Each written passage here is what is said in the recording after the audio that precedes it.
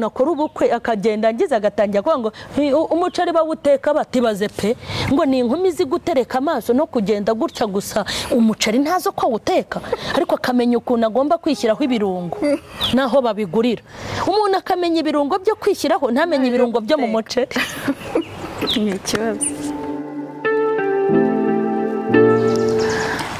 Yesu ashimwe mwese aho muri mu bice bitandukanye yaba mu Rwanda cyangwa se muri Afrika ndetse muri Aziya, Amerika, Australia, mwese turabasuhuje. Namwe rero muri uyu mwanya kuri Mama Charlene official turi kumwe n'umutumirwa hano, niba ari we simbizi ari butwibwire hanyuma agaruka tubwira ibyo yaduteguriye cyangwa se agaseke waje dupfundikiriye igihe ugapfundura mu kanya. Murakoze cyane. Tugwaye kazi. Murakoze cyane. Ni Mukeshimana Emerita ni njyewe Mama Charlene official. Abantu turamenyeranye. Yego murakoze kuduha ikaze kuri Mama Charlene. Natwe turayibahaye. Twishimiye kubana nawe. Yego murakoze cyane. Nanjye rero nyeka ari ubwa mbere mumbonye hano, nanjye nifuje kubana na Mama Charlene ukakanya. Ngiye nitwa Uwayezu Bella Flora. Mama Charlene rero tudatinze nkuko nari mbibabwiye ngo ugiye kudupfundurira agaseke dupfundikiye. Ngewe nakugenderera uyu munsi mfite amatsiko y'ikiganiro cyawe nabonye nigeze kumvaho cyangwa se wateguyeho kivuga ku rubyiruko. Yego. Cyitwa Tegura Ejo Rubyiruko. Yego. Yego cyitwa Tegura Ejo Rubyiruko. Rero ushobora kubyumva ukabyibaza nkuko nanjye mbyibaza, ariko Mama Charlene agiye gutangira tubwira ese icyo gitekerezo cyavuye he, kuki niba ibyo bitekerezo warabigize ari byinshi, kuki wabihurije muri iryo jambo rimwe Tegura Ejo Rubyiruko? Okay, njya gutekereza ku cyigisho cyitwa Tegura Ejo Rubyiruko. Hari ibintu nari natekereje nihereyeho, hanyuma hari n'ibindi bintu nagiye ndeba ku bandi bantu batandukanye b'urubyiruko. Nahise ndeba ukuntu nkiri mu mwana, wenda niga nko mu wa 4 mu wa 3 primaire, hari umuntu wari waranyejeje ibitangaza kandi yaza kuba kiriho yari kubisohoza, ambwira ukuntu azamfasha akamba hafi. Mbese ngendera muri uwo munyenga, numva yuko nyine ahari azamfasha umutera nkunga. Ariko mu gihe kitari kinini yarapfuye. Yarapfuye. Narateguraga kuba umuntu wize nanjye mpita nkubitwa n'ubuyaya mu buryo buntunguye. Yego mba umuyaya kandi naragombaga kwiga kuko namubuze mu buryo butunguranye baramwishe. Hanyuma ibyo narabifashe mpita mbona ukuntu nabaye umuyaya kandi muri njyewe narakundaga kwiga. Amahirwe niwe nari narayashyizeho, numvaga ari uzabimfashamo kuko ari we wari warabimbwiye. Hanyuma nkomeza no kugenda ndeba mu buzima busanzwe, ndeba uko umuntu avuka ku babyeyi bakomeye ariko bamara korohana nabo. Yari afite ibintu byinshi ningiye kuri papa na mama n'ubuzima tugenda tubamo. Noneho ndeba ukuntu umuntu abifubye yari afite ababyeyi. Ndeba ukuntu umwana wazindukiraga ku mugati nawo w'indobanure, mugati wo muri nakumati, muri lagarete, muri simba. Ugasanga na wa wundi twita ngo no mugati uciriritse n'ikijumba cya mu gitondo cyangwa kawunga yaraye arayibuze. Bitankuramo igitekerezo kivuga ngo umuntu ukiri muto akwiye gutegura imbere he nta yandi mashami, atishingikirije kuri kana, atishingikirije kuko hari abantu bakwizeza ibitangaza bakiriho. Ubundi ababyeyi iyo bari gufata abana babo neza mu buryo burenze ni byiza, ni byiza. Ariko ikibazo umubyeyi arananirwa ibyo yemeje gukora ntabigereho, umubyeyi arapfa. Hari ibibazo byinshi bigutandukanya n'ababyeyi, kandi ugasanga abana benshi biringiye imbaraga z'ababyeyi babo. Noneho mpita mbona ko nkwiye kwigisha urubyiruko gutegura imbere habo, hanyuma ababyeyi n'izindi nshuti bakaza ari abaterankunga b'ibikorwa byawe. Kuko nagiye mbona abana b'abahungu batera imibare amayetaje ya basi, ziko ugasanga umwana w'umuhungu arakura atera imibare etaje ya si. Ariko wa mwana ntazi aho papa we yakuye etaje. Iyo etaje ishobora kuva mu nguzanyo. Papa bamwirukana mu kazi nko muri ibi bihe bya corona, banke ke yaranje kagurisha mu rwego rwo kugira ngo yishyura ideni. Ese wa mwana wakuze atera imibare taje ya papa we urumva atazahomba mu gihe taje bazayigurisha cyane rwose, ashobora no gusara buryo. Niyo mpamvu ubutunzi umuntu yiringira n'ubwe yashakishije amaboko ye. Iki kintu uzana nagiteguye cyane kandi ngitindaho. Urikumva? Bashobora no kutayigurisha na papa ubwe akayigurishiriza bitewe n'impamvu.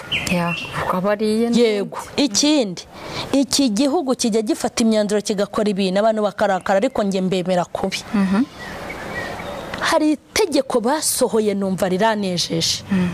Bashyize itegeko ko ababyeyi bagomba kwishyurira abana babo amashuri ari nawo murage kugira ngo bizizire bazakoresha impano zabo.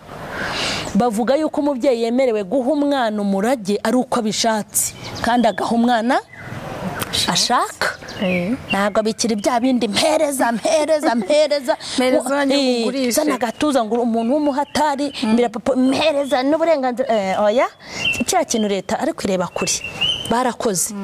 Vuga ngo nubwo yatera imibare ama etaje ya papa we abakwe no kumwitwaraho neza kugira ngo namugira nk'umugisha azamurage kuko afite uburenganzira bwo kuraga uwashaka.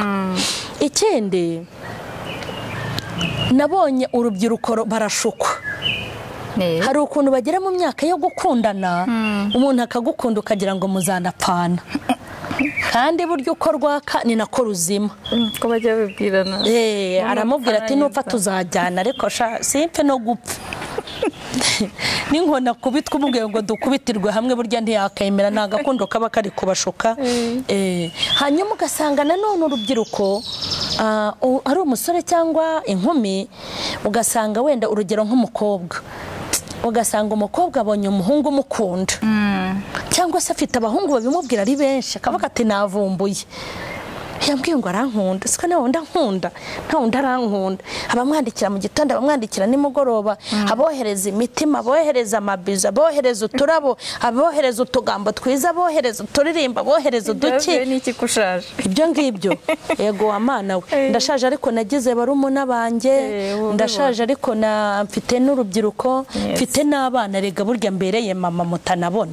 Yego mfite uburyo kimbimenyamo kuko n'umukobwa we yasambanyaza kumbwira uko bamushutse. Ni n'inshingano zawe kumenya ibya bindi abana bacamo n'ubundi. Bamuhakuye ibyigisho. Hanyuma ugasanga ba bantu bamugaragiye abamubwira ko afite amaso meza abamubwira ko ateye neza abamubwira ko amenyo ye ari umweru n'ishinya y'umukara abamubwira ngo abamujyana muri saro abamugurira ibirungo umugurira inkoko umujyana ku mucanga. Muri make akaba afite abantu bamwitayeho. Noneho kuko ari n'umwana ibitekerezo biri hafi akagira ngo abantu bamugaragiye niko bazagomaho. Babi cyatumye mvuga Tegura Ejo ngira ngo abo bantu bakubwira ngo baragukunda ngo ufite iminwa myiza ngo umeze gutya nagira ngo mbabwire ko batazagomaho kandi nibyo bamukundira ntibizahoraho. Nk'ubu kera uko nari nteye nuko nari meze siko nkemeze. Ubu reba sigaye ndi ikidumbari ndi ikintu kinini wenda kiringaniye hose ariko kera nari mfite nyine munda gatoya munda zero n'utubere duto umuntu umeze gutyo ariko wambwiraga ngo uteye neza ufite munda zero ntiyabimbwira dore hajemo n'ibinyenyanza. Uri kubyumva neza kandi si nicyo n'isi irabajyana n'isi irabajyana n'abantu bagahinduka. Noneho wabona bakwitayeho ujya ku ishuri bakagushukisha twarija de poche waza muri vacances mukajya gushopinga bagushuka ukagira ngo nuko ubuzima bwawe buzagoma ukirengagiza ko uzaba umuntu noneho mukuru n'amaso yawe hakatangira kutazamo umukara hakazamo umweru ukibagirwa kuko uzagenda ukura hazagenda hazamo utuntu hano ukanirengagiza yuko hari n'abandi bana bakeye bazaza bakagukuramo bazaba babyirutse bafite imyaka iri hasi.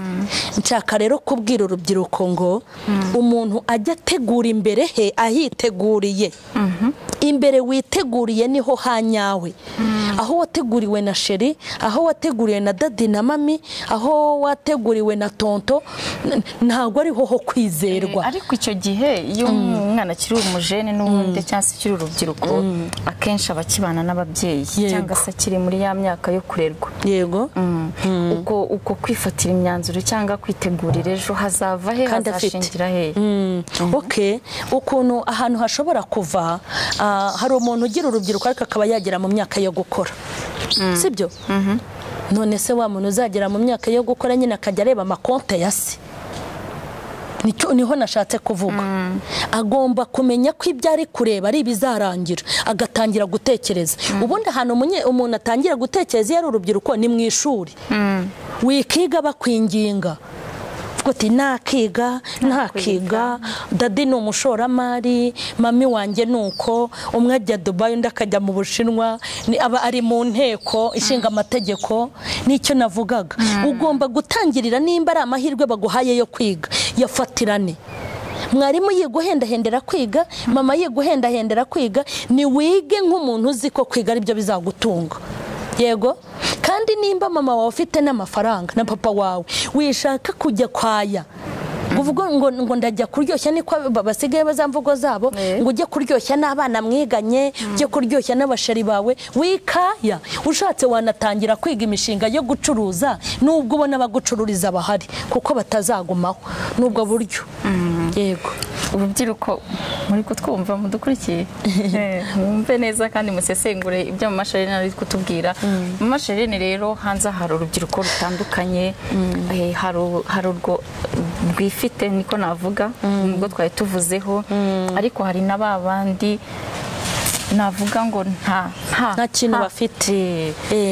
Bo bizagenda bite? Azajya atekereza ibitekerezo bye bigarukire hano, bizagenda bite? Azava hasi agere hejuru aciye he? Abwira urubyiruko bitwa ko baciriritse, wa wundi udafite ayo ma etaje y'iwabo, wa wundi utareba imirima y'iwabo, wa wundi utareba wenda n'ababyeyi be. Burya iyo umuntu ahumeka, waravutse utari debile, sibyo? Waravutse utari debile, ukavuka ufite amaguru n'amaboko, uba ufite ibyiringiro byo kuzagera kure, kuko burya igishoro nabonye kibaho n'ubuzima. Igishoro n'ubuzima.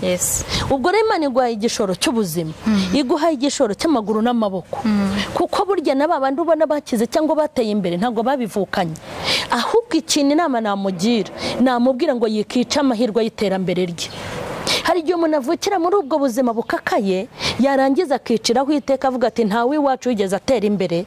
Yanareba hirya no hino akabona nta n'ikintu yashingiraho. Ariko nge nigeze nkurikirana ubuhamya bw'abantu benshi, aho umuntu atangira acuruza ikibiriti, uri kumva n'umunyu, ejo bundi ukamubona yateye imbere, yageze kure. Nabonye aho umuntu atangira, hari umuntu ukora akazi k'ibiraka, agenda atera ibiraka, ariko ejo bundi ukabona yabayemwo umushoramari w'umucuruzi ukomeye. Umuntu ashobora gutangira ari umufundi, hari umufundi akabikora neza, akabinyangamugayo, ejo bundi akaba umwenjeniyeri. Mu ruhe rwego? Hari umwenjeniyeri umuntu ajya kwiga ku ishuri, hari n'uburembe bw'ibyo ugenda ubona ukora, noneho bivanze n'ubunyangamugayo, umuntu akakugirira icyizere ati nyubakishiriza iyi nzu, sibyo? Ugatangira kubakisha ama etaje y'abantu atari amashuri menshi arimo n'ubunyangamugayo. Iyo umuntu ari urubyiruko ntiyica amahirwe ye, hari ibintu byinshi abona, kuko akazi kose gashobora kuguteza imbere kakakugeza kure. Ikintu gishobora kwica amahirwe y'umuntu byiteka ni imikorere mibi. Ugasanga umuntu n'urubyiruko yamaze kubona ko nta kigenda, havukiye mu buzima rumeze nk'urupfu, noneho arihuhuye. Uri kumva arihuhuye, ugasanga agiye kwiyahuza ibiyobyabwenge, nibyo bikunda kwica abantu. Akatangira kunywa itabi, noneho rya tabi ari kubara imibare mike, aranywa rya tabi, kandi iyo utaribonye bimera nk'uburozi. Ubwo rero nubona uri kunywa urumogi tuvuga ngo ndi mu nzira yo kujya kwiba, nubura y'urumogi uzajya kwiba uyabone. Ni hahandi uzumva ngo akagurisha n'inshuro jipe ya mama we, kubera hari ikintu kiri kumubwira. Umuntu rero we ikintu cyambabaza n'urubyiruko ariko rudafite mu mutwe. Ariko burya gukena n'indwara ushobora kwivuza cyangwa ukayivura ugakira. Ariko iyo wamaze gushyiramo ibiyobyabwenge, ubwenge nyine burayoba. wari kuzakubitana n'umugisha ugahura n'umwaka. hari abo bajya bavuga ngo waruvuze ngo gukena ni mu mutwe cyangwa ukagira iyo bavuze gukena si ingeso. Okay, gukena iyo bavuze ngo gukena si ingeso nuko ari ikintu gishobora kukuvaho.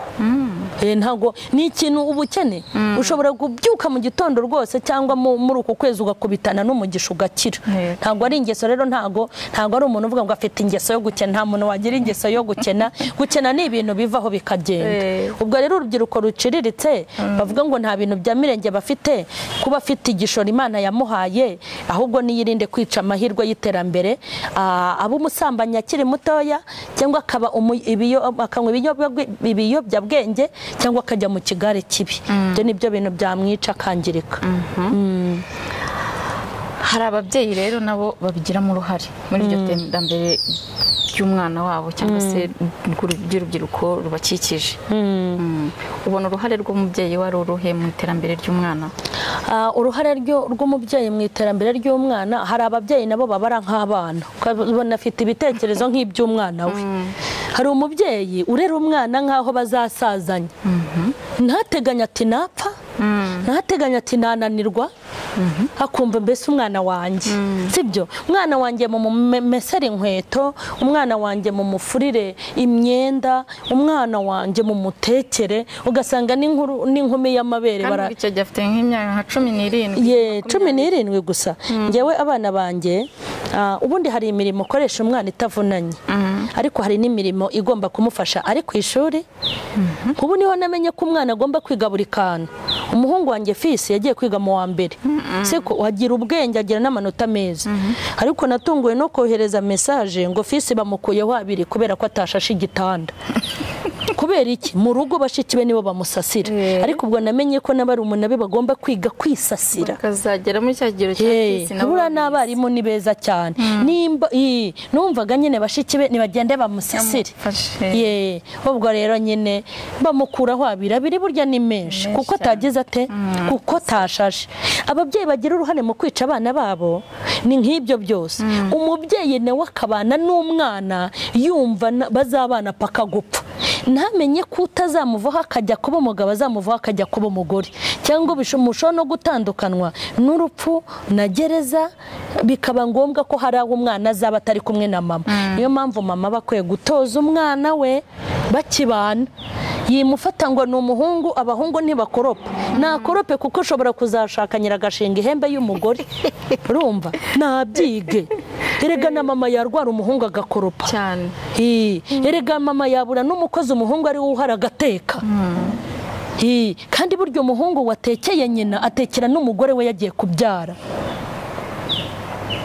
Ugasanga hari ibintu ababyeyi badatoza abana. Ngiye nabonye nk'umuntu akora ubukwe akagenda angiza agatangira kuvuga ngo umuceri bawuteka batibaze pe, ngo ni inkumi zigutereka amaso no kugenda gutya gusa, umuceri ntazo ko awuteka, ariko akamenya ukuntu agomba kwishyiraho ibirungo naho babigurira. Umuntu akamenya ibirungo byo kwishyiraho, ntamenye ibirungo byo mu muceri. Ni ikibazo. Uzi ko akakadu kumvise akamenya ibirungo yishyiraho, ariko ntamenye ibirungo bijya mu muceri. Ibijya mu muceri ntabitandukanye n'ibijya mu cyayi, ibijya mu cyayi ntabitandukanye n'ibijya mu nyama, akabaho azi ibirungo byo ku mubiri we. Urumva atari ikibazo? Natandukanye no mu cyumba muri nuko cyangwa mu gikoni, hakaba yamenya ibyo muri saro, muri kwafiye, inzara, ariko ntamenye uko bahanagura intebe zo muri saro. Ni ikibazo gikomeye, kandi ibi bintu tuganira ni ikibazo gikomeye. Ngo nabana bo mu mbyeyi, ese uzabona umwana yagiye kugura urwara rwo kwiyomekaho, sibyo? Ntarwiyomekaho agiye mu kirori cyangwa arangije akazi. Ese mama inzara zanjye, inzara mama ntago ndi bukoropa ku buryo zidacika. Sindi buhati ibirayi, nk'ubwo watunga umukobwa wanga gukoropa ngo inzara zidacika, ukavuga ngo nawe uri mu babyaye ejo ukishimira ubukwe. Kandi noneho ni mundekera umwana byose akabipakira ku mukozi. Turamuhemba umukozi, agashaka ukupakupa urugo, agashaka ukoropa, uri kumva, agashaka utera ipasi, agashaka ibintu byose umukozi. Ni hahandi rero bagerayo, uri kumva, agera mu rugo umugabo wenda yaba akiri ku kazi agahamagara sheri ndananiwe uyu munsi si duteka utahana umugati nyumvira umugore uba utangiye kugaburira we umugabo w'imigati ubwo ni umugore ni ikibazo rero ababyeyi bagira uruhare uba ugomba kwigisha umwana pe ukamubwira uti izo nzara zawe kuzitereka ni byiza no kuzomekaho ukaba mwiza ni byiza menya amasaha yo kwiyomekaho inzara umenye n'amasaha yo gucana imbabura yiga amenye gucana imbabura byo kwanga iwacu hari abakozi none se najya gushaka zapfunyika abakozi b'iwabo agende no mu rwanjye nzabashaka mu gihe azaba yagiye bizagenda bite ahubwo nahura n'umeze nkawe nuko azamwirukana wenda ashaka undi ariko se mu gihe atarabona undi hagati yo gushaka umukozi nuko undi yagiye umugabo abayeho ate mu rugo rwe ameze ate ni ikibazo gikomeye ababyeyi bakwiye no guhugukira batoza abana babo imirimo nimba uri n'umugore uri umucuruzi toza abana bawe gucuruza wenda ntago bazacuruza reka mbyemere ariko bibatoza ariko wenda bazaba n'abacuruzi wenda bazacuruza amakampani ariko baramenye ibanga ntubona ko natangiye ibintu byo kuri izi mbuga nkoranyambaga ubu natangiye kwigisha bamwe mu bana ibikweditinga gushyiraho ibyigisho ku buryo hari umwana ugomba kuzagera mu wa gatandatu azi no gufata kamera azabe dogiteri azabe ibyo bashaka ariko n'utubatumenye erega na kakazi bazakora wasanga bazakeneramo n'uzi kugakora unafoto nta wamenya mama Charlene rero arakoze cyane ku nama ndetse n'impugura tugiriye ariko ku ruhande rw'urubyiruko ndetse no ku ruhande rw'ababyeyi twese biratureba reka twubake neza kandi dushake ejo hazaza wa mugani hazima yego tegura ejo rubyiruko rero ibanyure mwese nizeye ko buri wese yakuyemo ibye ahubwo reka dushimire mwebwe mwese mwadukurikiye mama Charlene turagushimiye komeza utegure n'ibindi byinshi tuzagukenera umunsi ku munsi hanyuma abakunzi ba mama Charlene official reka tubasabe gukora share y'ibi biganiro mu bisangire n'abandi wowe ukibonye kikagushimisha cyangwa se kumva hari mugenzi wawe ugikeneye kora share kugira ngo nawe kimugereho turabashimiye rero mwakoze kubana natwe nawe utaha amen